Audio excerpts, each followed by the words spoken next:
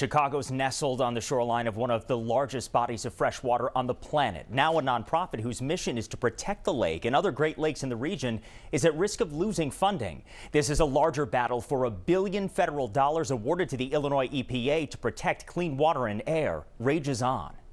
Environmental advocates telling the I-Team today new actions by the Trump administration are putting the air we breathe and the water we drink at risk.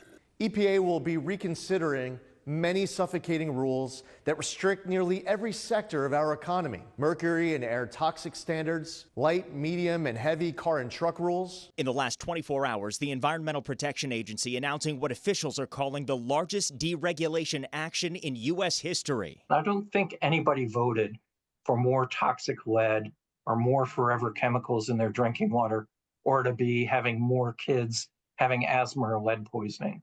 Nobody wants that, but that's going to be the result if a lot of these rollbacks go forward. Eric Olson says the new efforts by the EPA to roll back emission regulations on vehicles and coal, oil and gas production could have devastating health consequences for Americans. There aren't going to be the cops on the beat to protect against air pollution and water pollution and contaminated tap water and hazardous waste dumping. This is hundreds of grants relied upon by local environmental nonprofits like the Alliance for the Great Lakes, based here in Chicago, could be frozen or cut altogether. One of the programs that's gotten caught up in the cuts or indefinite deferrals is something called the Great Lakes Environmental Justice Grant Program. And so this is a program that's designed to bring restoration projects to places where restoration has been few and far between over the years. The Illinois EPA is also in a fight for $1 billion of federal funding, frozen in the days after Trump took office. That funding has been restored after a federal lawsuit,